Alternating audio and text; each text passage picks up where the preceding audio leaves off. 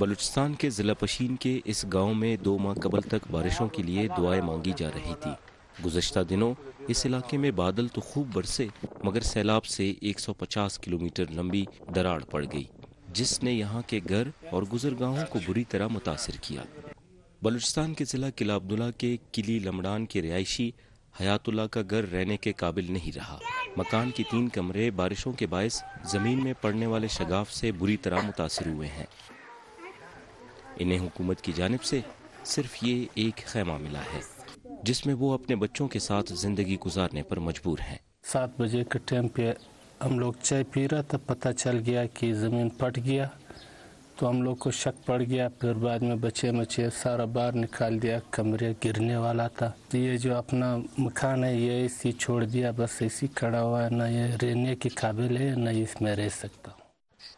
گاؤں کے لوگوں کا کہنا ہے کہ یوں تو زمین میں پڑنے والی دراڑ افغانستان کی سرحد تک گئی ہے، مگر اس سے ضلع پشین کا علاقہ ہرمزئی بھی متاثر ہوا ہے۔ امیر محمد کے گھر میں صحن سے کمرے تک پڑی اس دراڑ سے نقصان کا بخوبی اندازہ لگایا جا سکتا ہے۔ میں جب یہاں پہنچا تو سب سے پہلے میں نے بھائیوں کو کہا کہ بچوں کو کمرے سے نکالیں۔ بچوں کو کمرے سے نکالنے کے 10 یا 20 منٹ بعد صحن میں ایک دراڑ پڑ گئی اور سارا پانی اس میں چلا گیا۔